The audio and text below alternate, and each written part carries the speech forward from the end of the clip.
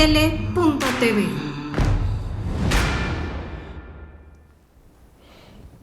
Amigos, muy buenas tardes, bienvenidos a Misión Mundial. Pues tenemos un tema muy interesante en esta emisión de jueves. Y pues de entrada de una vez nos presentamos nosotros, su servidor Gerardo Young, Ernesto González Gálvez, quienes tenemos el placer de tener aquí a la maestra Silvia Seligson. Ella es antropóloga física, e investigadora también de la INA. Sobre todo aquí está con nosotros porque ella es la curadora del Museo Nacional de las Culturas del Mundo. No confundir con el Museo Nacional de las Culturas Populares, que eso está en Coyoacán. Esto está más bien en el centro histórico y ella nos va a platicar sobre qué se refiere este museo, que para mí es nuevo realmente, yo no lo había conocido y tiene varios aspectos que nos han interesado, sobre todo porque Misión Mundial maneja mucha información internacional. Entonces esto nos trae algo en bandeja de plata, así como para saber un poco más sobre la cultura internacional, pero a través de la plataforma museográfica. Doctora, maestra, muchas gracias por estar aquí con nosotros. Bienvenida.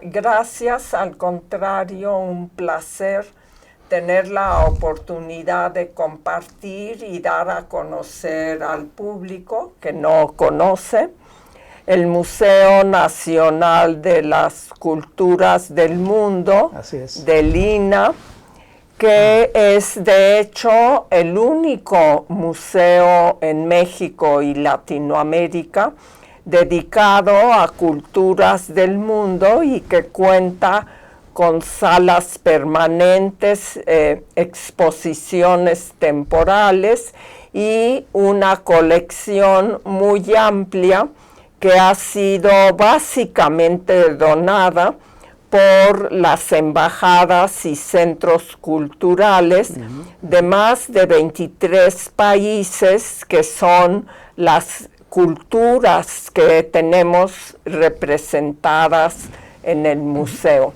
Es importante mencionar que el museo se encuentra ubicado en lo que fue la Casa de Moneda en la época colonial, de ahí el nombre de la calle, y desde la época de Maximiliano, con México independiente, fue el primer museo nacional de donde salieron las colecciones posteriormente para el Museo de Historia de Chapultepec, el Museo de Historia Natural del Chopo, actualmente en Chapultepec, del Museo Nacional de Antropología, que después de la fundación de en 1964,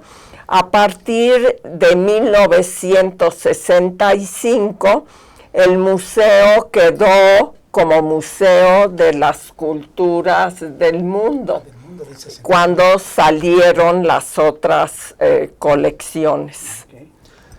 Silvia, tu trabajo en sí, tú eres curadora de 3 salas, ¿verdad? Soy investigadora y curadora de las culturas del este de Asia, China, Corea y Japón.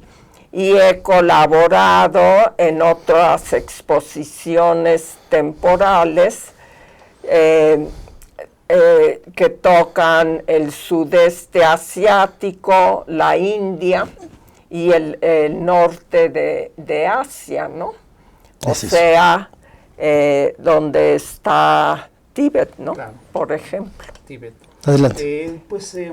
Yo comentaba al principio que para mí es realmente, desde el 65 está el museo, maestra. Exacto, cumplimos, ¿qué? 54 años. 54 años en 2020. Y 2020 cumpliremos 55. En 2020 o 2021. 20. Bueno, saquen 20. cuentas. Sí. Pero estamos a un año de cumplir. A un año de cumplir, sí.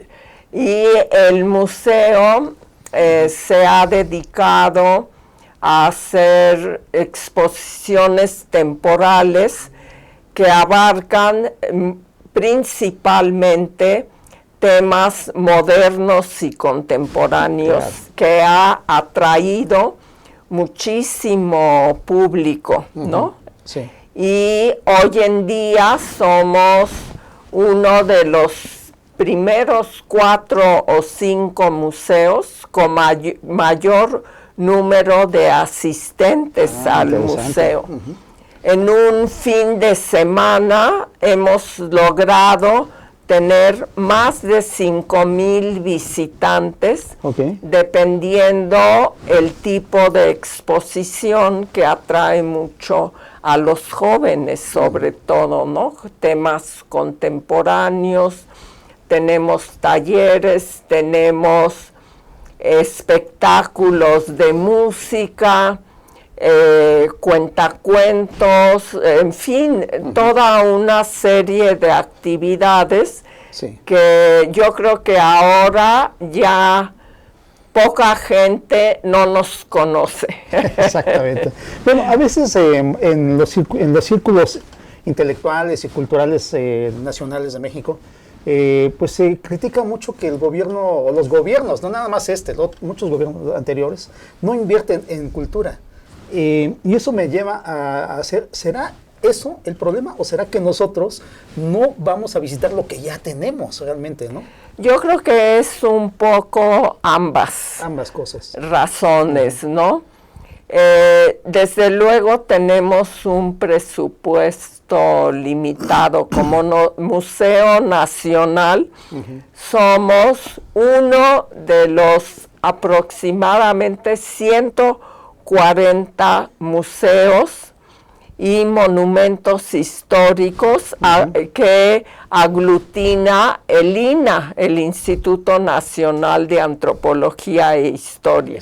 Claro. Y aunque somos nosotros uno de los 5 museos nacionales, pues obviamente gran parte del presupuesto se va al Museo de Antropología, al Museo del Virreinato, incluso al de las intervenciones, o el de Historia de Chapultepec, más todos los museos regionales, museos de sitio en las zonas arqueológicas y los monumentos. Entonces es limitado el presupuesto, pero eso significa un reto para nosotros, de trabajar con lo menos posible, reciclar, ofrecer cosas atractivas para el público, ¿no?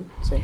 Y afortunadamente la difusión de la cultura ha aumentado ahora con las redes sociales, ¿no? Sí. Entonces la gente ya se entera más de qué actividades culturales hay. Entonces el interés ha aumentado. Yo creo que ha aumentado mucho. Y le digo, en nuestro caso, por ejemplo, porque ya no tratamos de tener exposiciones dinámicas de temas contemporáneos, ya no la historia antigua, que sí es importante porque es la base de lo actual, ¿no? Sí. Pero sí ofrecerle al público algo más novedoso y actual, ¿no? Y tocando problemas de actualidad, como pueden ser, por ejemplo, las migraciones, ¿no? Okay, muy interesante también. Que también es un tema importante, interesante y muy actual, por citar uno de ellos, ¿verdad? Claro que sí. Y bueno, sobre todo, estaba pensando en la cuestión de que los museos, yo creo que los estamos desperdiciando mucho hoy. Bueno, los museos de la intervención, yo estuve ahí, ni siquiera me atreví a meterme en un evento, no quise explorar porque nada más fui al evento y no tuve que salir, sí. Pero en otros a lo mejor cobran muy poquito, es muy simbólico lo que están cobrando, ¿no? Y bueno, hasta puedes llevarte tu cámara para fotografiar. En este caso, ¿también se puede fotografiar allá adentro? Sí, en general está permitido, sin flash, desde luego.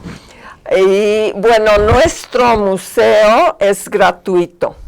Todos no cobra la entrada para nada.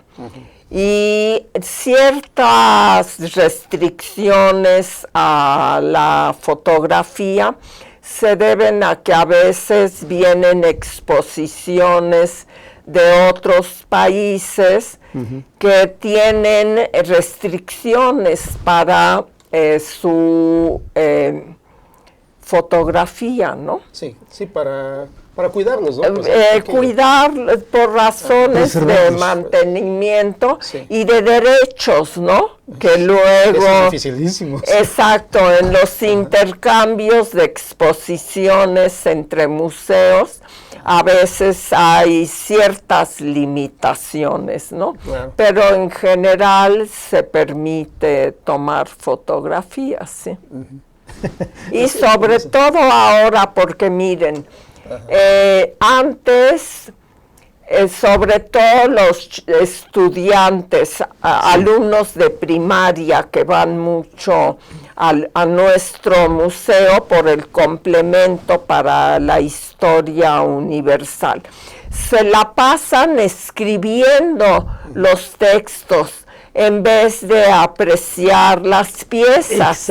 Exacto. Sí. Entonces, lo que ha logrado ahora, llegan con la camarita, toman la fotografía y se dedican realmente a observar las piezas, ¿no? Claro. Incluso publicamos los textos para el que tenga ya mayor interés. Los maestros los adquieren con anticipación. Tenemos guías de servicios educativos que se concentran en dar atención a lo que se está exhibiendo y no a lo que dice, ¿verdad? Claro. Por supuesto. Entonces, eso ha ayudado también mucho a aumentar el interés del público por ir a ver el museo, porque antes era, la verdad, aburridísimo. Sí. Hasta llevaban a la mamá para que les ayudara a escribir, a dictarles. Entonces era, qué pereza, ¿no? Sí, y un desperdicio total de tiempo. Y desperdicio, ¿no? De tiempo. Del esfuerzo que hacemos para montar y presentar al público una exposición, ¿no? Sí. ¿Van muchos escolares?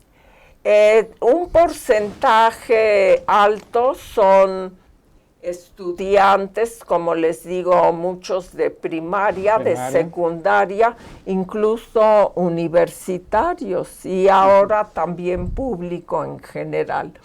Y a veces hasta visitantes extranjeros, ¿no? Porque van a Palacio Nacional y caminando unos metros entran a nuestro museo. Claro que sí. Bueno, pues vamos a seguir un poco conociendo el Museo Nacional de las Culturas del Mundo, aquí con la doctora Silvia Seligson, pero lo siento, pero vamos a un corte y les prometo, no nos tardamos.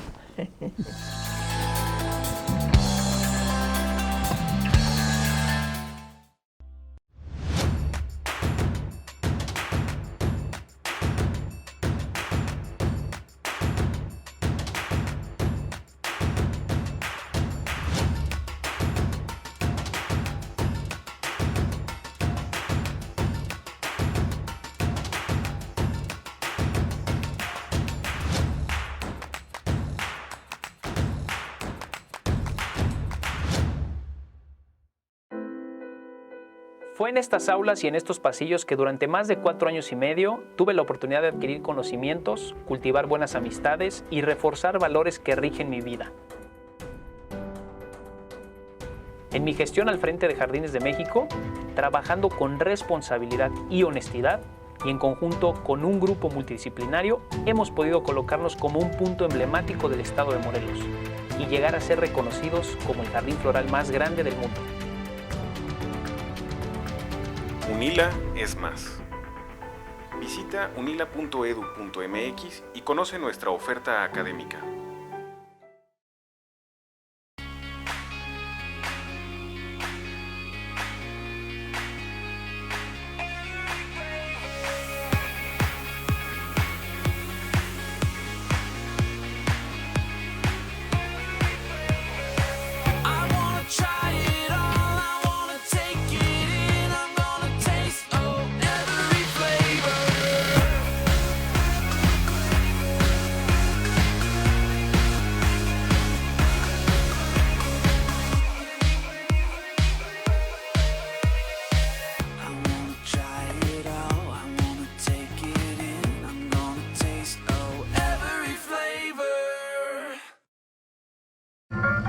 ¿Cómo te fue?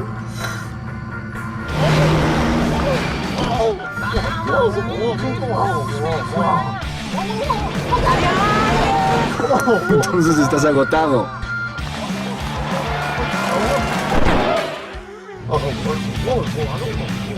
Rehidrátate con el balance perfecto de agua, glucosa y electrolitos y recupera el equilibrio en tu cuerpo. Electrolit, hidratación total, científicamente hidratante. Consulta a su médico.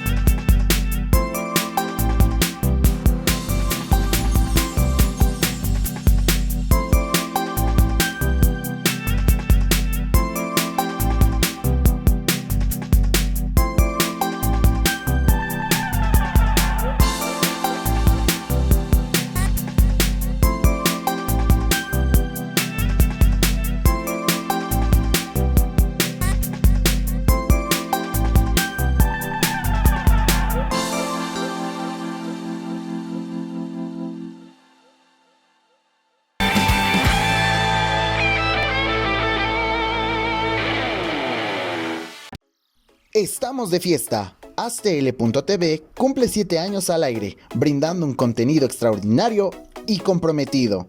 Te damos las gracias por ser parte de nuestro camino.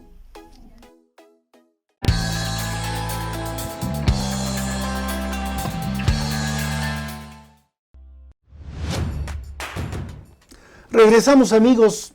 Estamos con la doctora Silvia Seligson-Behrenfeld hablando sobre el Museo Nacional de las Culturas del Mundo.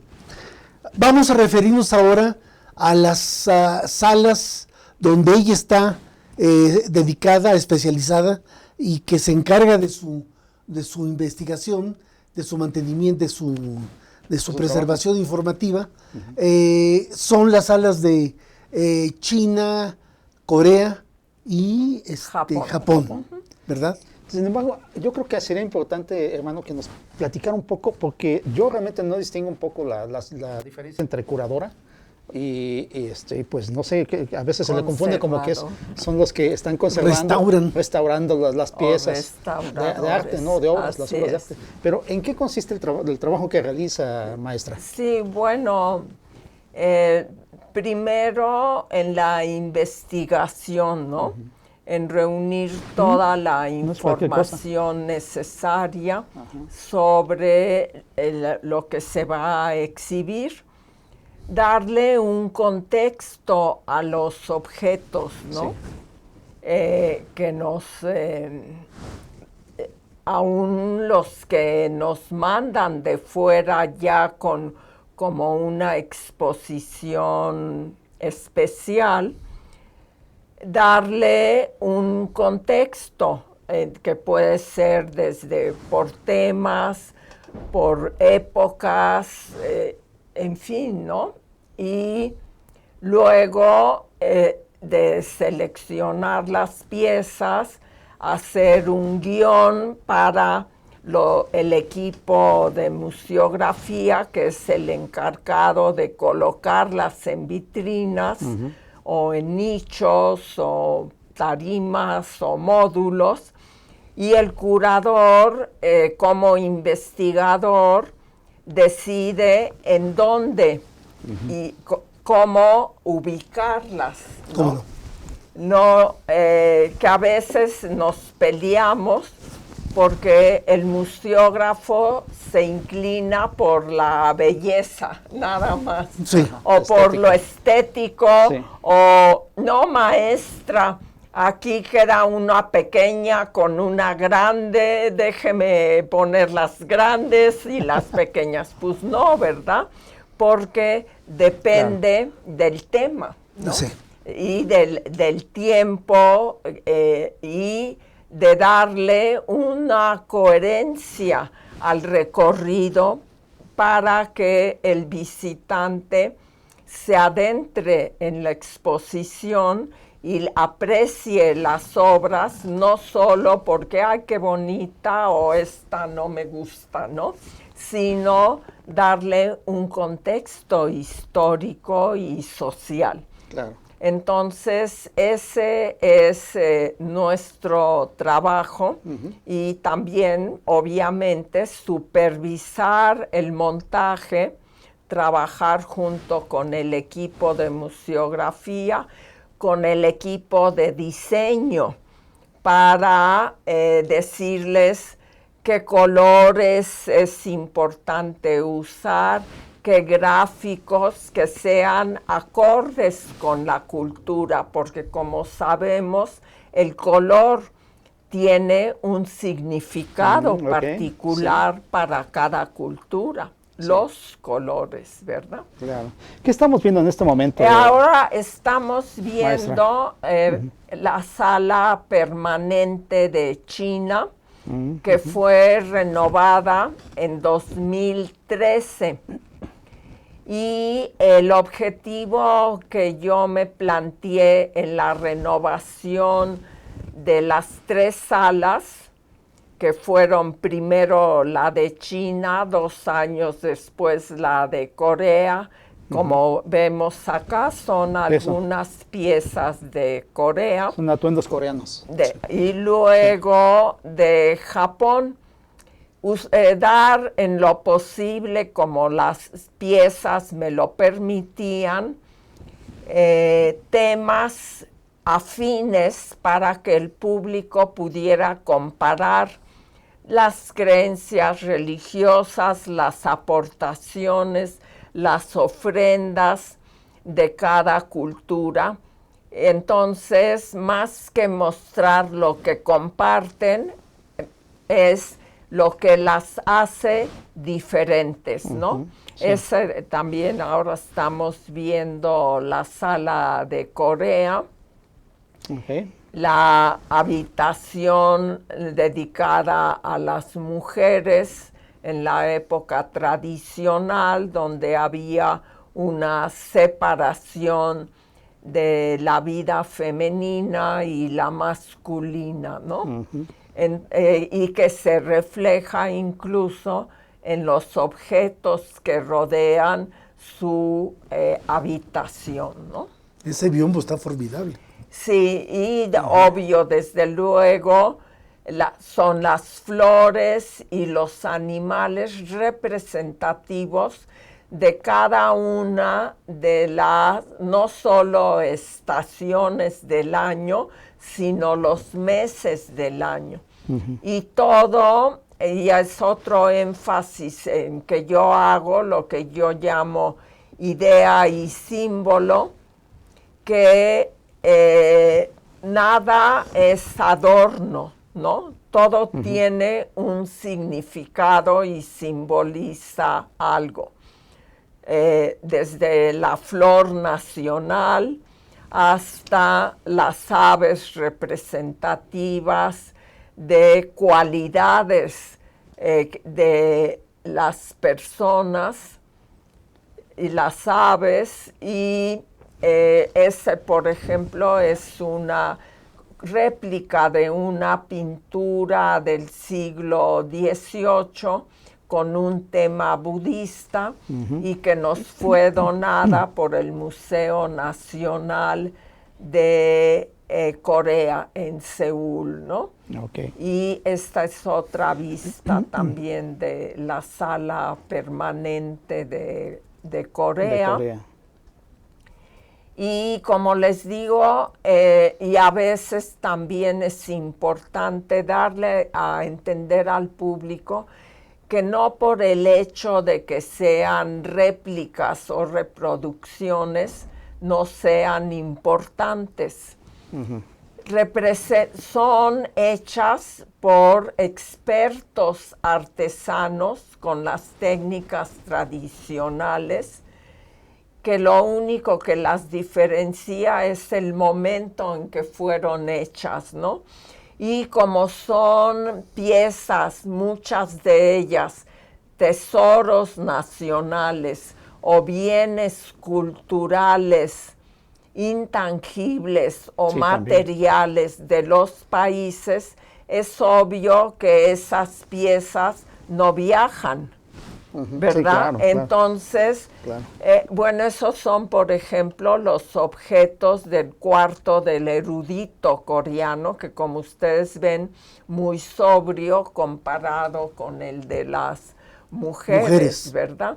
Entonces, se le da la oportunidad al público que vea en su lugar de origen, sin tener que viajar al lugar originario de las piezas para poderlas apreciar. Y como le digo, son piezas de excelente factura, ¿no? Sí. No, pues totalmente muy oportuno, digo, porque lo que está comentando es, tenemos la oportunidad de conocer esa cultura dentro de nuestro país, sin tener que viajar. ¿Corea?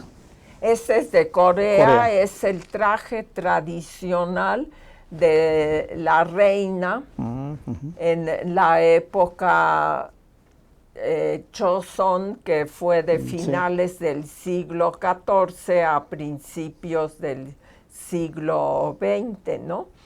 Y que muestra también la jerarquía existente. Esa sería parte de la vestimenta del rey. ¿Cómo se ha conseguido todo esto, Silvia? ¿No todas han sido donaciones? En el caso de Corea, fueron en su mayoría de la Fundación Corea, a través de la Embajada de la República de Corea, o sea, Corea del Sur, aquí en México. Como les comentaba al principio, tenemos una colaboración permanente y muy fructífera con las embajadas de los países que en su gran mayoría nos han donado las piezas que conforman la colección del museo. Más de 17,000 objetos de culturas del mundo. Sí. Más las que tenemos la oportunidad de ver en las exposiciones temporales que nos llegan. A veces nos donan algo, no siempre. En el mismo caso sería para Japón y para China, ¿no? La colaboración con las embajadas y los centros culturales de las embajadas. Así es como se ha enriquecido nuestra colección, más la de algunos coleccionistas particulares también, que nos han gentilmente donado piezas. Interesante. O sea, sí hay un compromiso de estas embajadas por mostrar su propia cultura al pueblo mexicano, entonces. Claro, y qué lugar más idóneo que nuestro museo, porque como les comentaba, es el único museo en México y América Latina, que cuenta además de salas permanentes, de colecciones que abarcan desde la época prehistórica hasta lo contemporáneo. Entonces, es privilegio mutuo Claro. para nosotros recibirlas y ofrecerles un espacio que además contamos con un equipo de trabajo de profesionales en el que trabajamos curadores, investigadores, restauradores, museógrafos. Historiadores. ¿Perdón? Historiadores, ¿no? Supongo también. No, pues los supuesto. investigadores somos en realidad un grupo de 8 curadores dedicados cada uno a otra región, ¿no? Claro.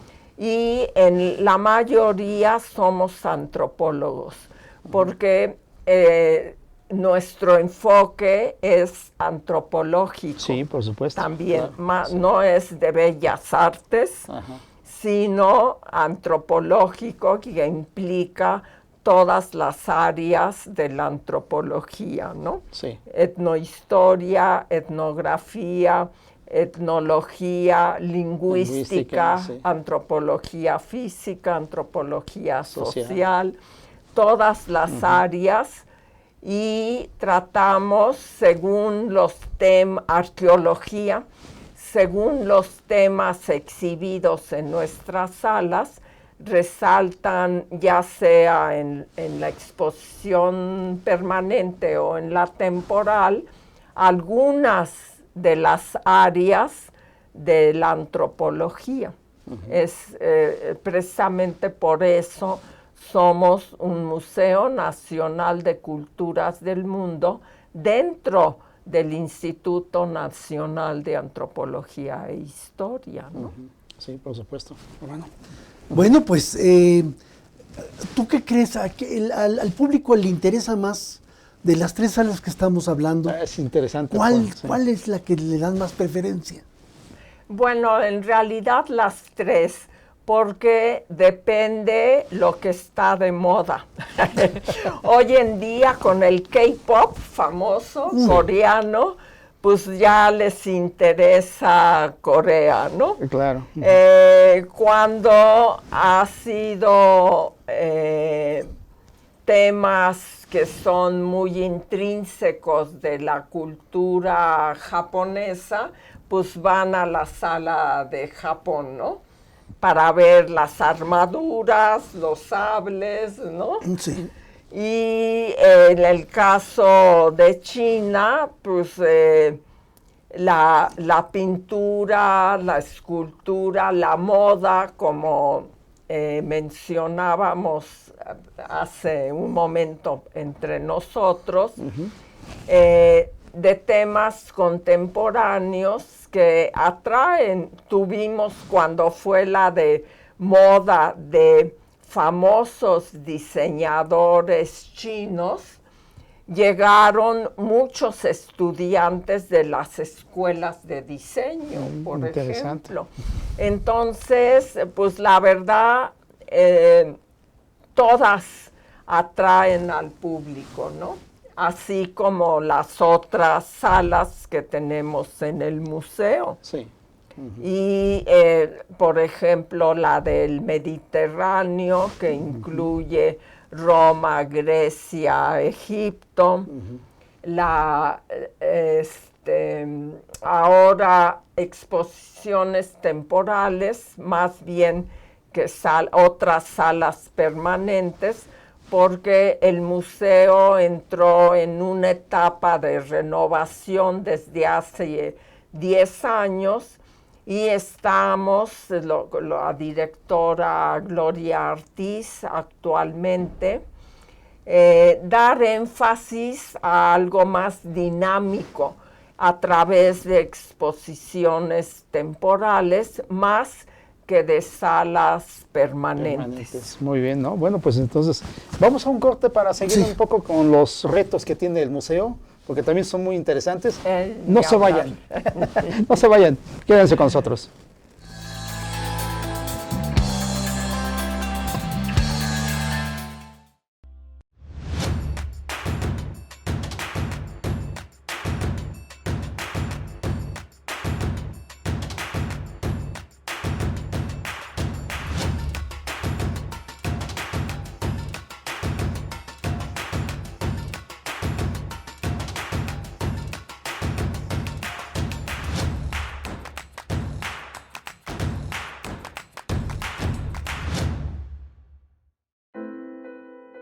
Fue en estas aulas y en estos pasillos que durante más de 4 años y medio tuve la oportunidad de adquirir conocimientos, cultivar buenas amistades y reforzar valores que rigen mi vida.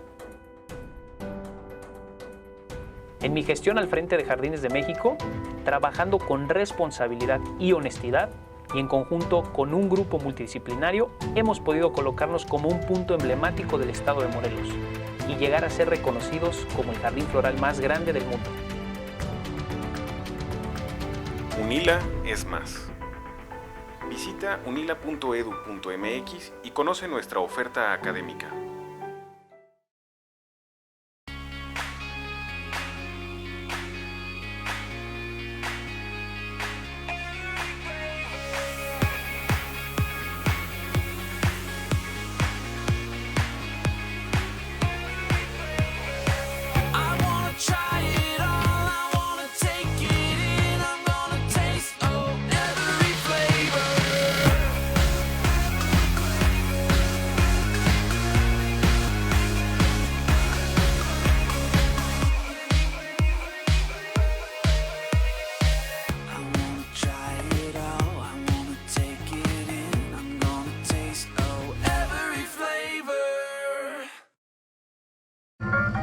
¿Cómo te fue?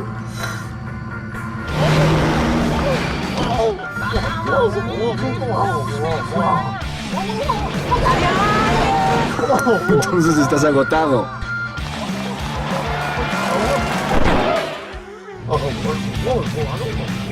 Rehidrátate con el balance perfecto de agua, glucosa y electrolitos y recupera el equilibrio en tu cuerpo. Electrolit, hidratación total, científicamente hidratante. Consulta a su médico.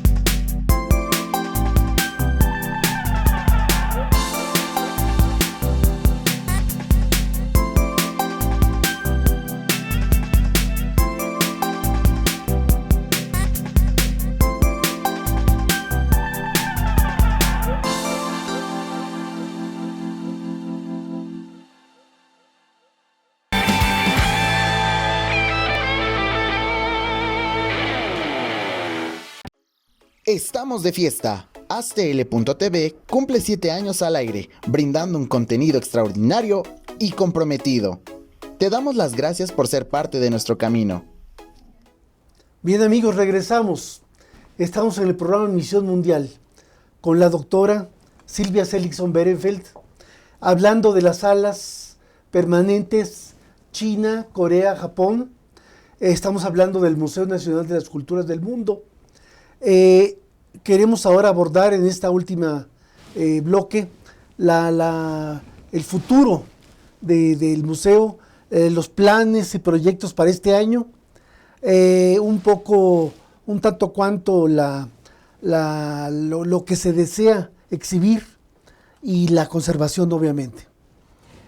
Bueno, debido al problema que existe hoy en día con el coronavirus, se han limitado por lo pronto la presentación de exposiciones temporales provenientes del exterior. Entonces nos vamos a concentrar en proyectos nuevos y retomar proyectos que ya habíamos iniciado hace algunos años, como el que llamábamos las miradas de artistas mexicanos sobre el mundo y de artistas extranjeros, sus visiones de México, ¿no? Entonces, tenemos exposiciones de fotografías, de pintura, de escultura, de estos artistas, ¿no? Como por ejemplo, tuvimos el año pasado de Yolanda Andrade sobre sus viajes a la India, que plasmó en fotografías bellísimas. Otra de Lourdes Almeida, mexicana, de fotografías que ella ha tomado acá en México de familias o de otros, por mencionar solo algunas. Ahora estamos viendo parte de la colección de la sala de Japón, la sala permanente. Aquí, por ejemplo, y como pudieron apreciar en imágenes anteriores, uno de los temas tocados de aportaciones fue la porcelana o la cerámica, y tan peculiares como los sables japoneses, ¿no? Sí. Donde tenemos piezas donadas durante el siglo XIX y que son piezas originales.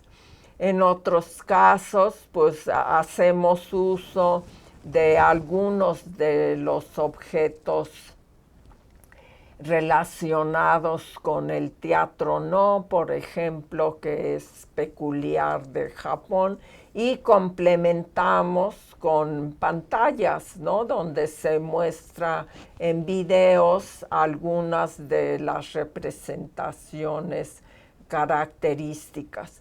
Entonces, en los proyectos, ese es, por ejemplo, la fachada una del museo. vista del museo, del interior del museo, 3 pisos. del patio interior. Otra vista. Otra vista de este bello recinto donde llegamos a tener, antes de la renovación, 23 salas con culturas representativas, ¿no? Sí. En algunos casos compartidas, otras solas. Entonces los proyectos, pues sí son, entre otros, instalar la sala permanente de la India y la fachada del edificio sobre moneda. Y entonces dar mucho mayor énfasis a exposiciones temporales y dar la oportunidad también a artistas mexicanos o de origen extranjero residentes y ya en México, de que muestren su obra en el museo, ¿no? Como sería el caso de la maestra Midori Suzuki, La pintora. Pintora japonesa que radica en México desde hace más de 25 años. Casada con mexicano. Así es. Y que tiene una obra maravillosa donde ha plasmado el impacto que tuvo sobre ella la flora, la fauna, y la cultura prehispánica de México, ¿no? Sí. Entonces ya es un proyecto que nos entusiasma mucho y que seguramente se exhibirá este año. Entonces invitamos cordialmente al público mexicano a que visite el museo, conozca. Tenemos, y está a punto de desmontarse, una exposición, por ejemplo, de retablos mexicanos de iglesias del siglo XVIII y XIX que fueron sustraídas de México y aparecieron en Italia. Y el gobierno italiano nos la regresó como parte de nuestro patrimonio nacional, más casi 600 retablos, ¿no? Muy gentiles, ¿verdad? Y así es. Y tuvimos, por ejemplo, que está también a punto de desmontarse, una de pintores aborígenes australianos contemporáneos. También exposición muy interesante.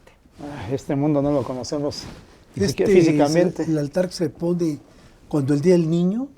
Sí, este es el que le llaman del niño Shogun, cariñosamente en el museo, que precisamente es el que se pone para celebrar el Día Nacional de los Niños en Japón, el 5 de mayo.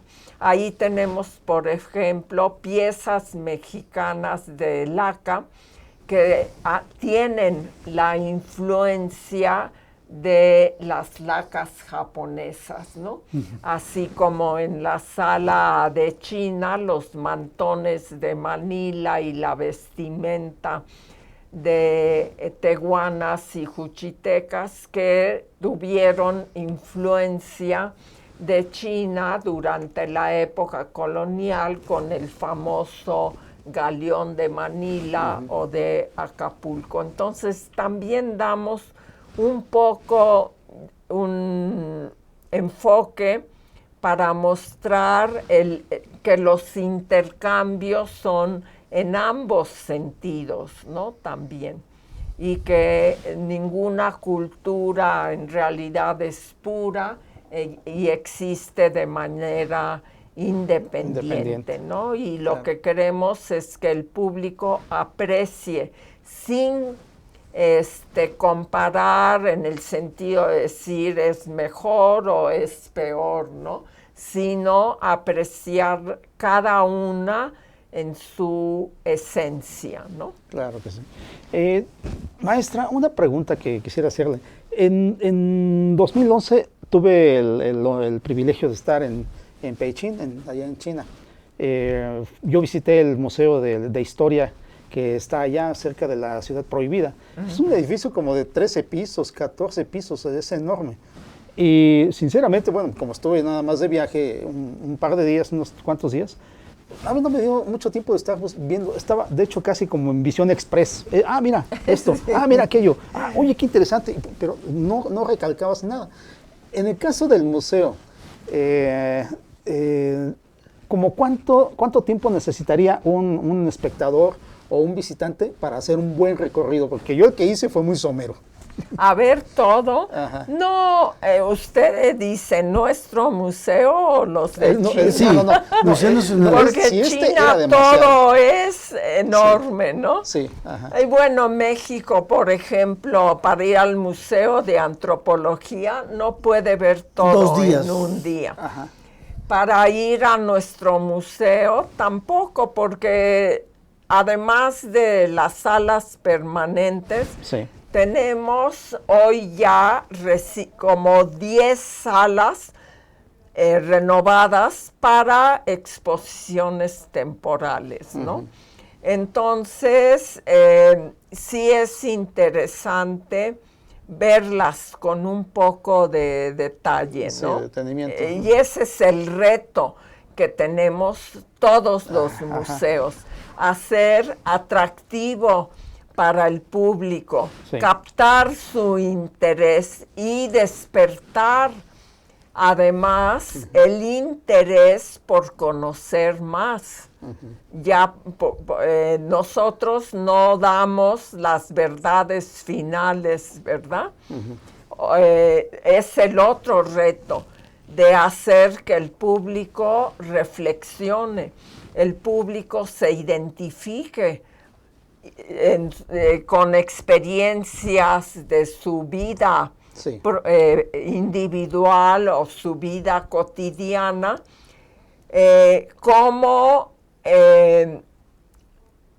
reflejaría lo propio y cómo la otra cultura lo está reflejando. Entonces, todo eso requiere unos minutos de introspección y de reflexión, ¿no? Así que una visita Express. express de nada sirve. No sirve ¿no? de nada. Sí. Y nos resulta muy frustrante, ¿no? Sí, así es. Entonces, eso es, como comentábamos, un reto que tenemos todos los museos. Cómo involucrar a nuestro público y cómo darle algo que lo enriquezca, que le despierte el interés por conocer más, ¿no? No quedarse con la breve información que podemos darle en el museo, porque ese es el otro reto. Si metemos un texto larguísimo, a cualquiera nos Sí, pasa, sí, nada sí. más de verlo y dice, ay no, qué No, pues, flojera, ¿no? De por sí la gente no lee. Esa es una idea preconcebida, porque no es verdad. Si ofrecemos un texto breve, que la persona al ver el objeto diga, ay, ¿qué es esto? Y tenga una breve información, qué interesante, ¿no? Entonces voy a investigar un poco más. Siempre es el problema que tenemos con los, a veces, compañeros de diseño o museógrafos. No nos den esos textos enormes, nos rompe la visión de las piezas con esos letreros, Pergaminos. pergaminos, y no, porque además por el espacio implica letra muy pequeña que no atrae. En cambio, si es un texto breve y llamativo, Con letra grande. con letra grande y no a nivel de piso, ¿verdad? Que sea cómoda para el espectador, ¿no? Entonces, la gente sí lee. Muy bien. ¿Verdad? Como les digo, ese es otro de los retos, ¿no? Sí, que tiene razón. Y la frustración a veces de nosotros investigadores, porque la mayor parte de la información se queda, como decimos, en el tintero. Entonces, ¿dónde la damos? En conferencias, ¿verdad? Esa es una, sí, claro. Que tenemos ciclos de conferencias y tratamos siempre de tenerlas paralelamente con la exposición que está en exhibición en ese momento, ¿no? De apoyo y conjunto. Sí. El apoyo conjunto, porque como les digo, no puede uno abusar del público, hay que respetarlo también, por y supuesto. respetarse uno mismo, porque si uno no lo hace, menos los demás, ¿no?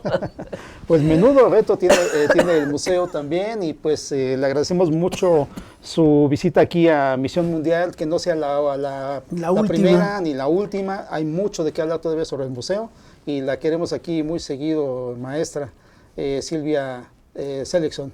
Pues yo encantada de compartir con ustedes, así que soy, como dicen, materia dispuesta. Perfecto. Muchas Les gracias. agradezco, al contrario, a ustedes su atención. Muchas gracias, maestra. Bien. Hermano, pues entonces nos despedimos como siempre lo hacemos a la romana antigua y como siempre lo hacemos, salve audiencia. Astele.tv.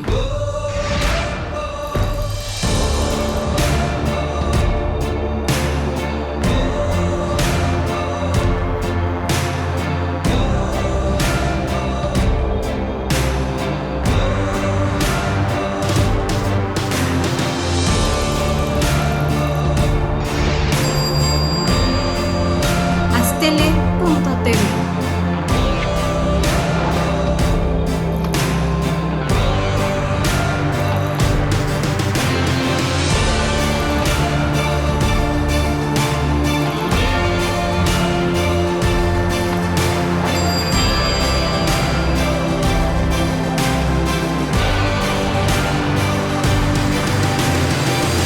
Astele.tv.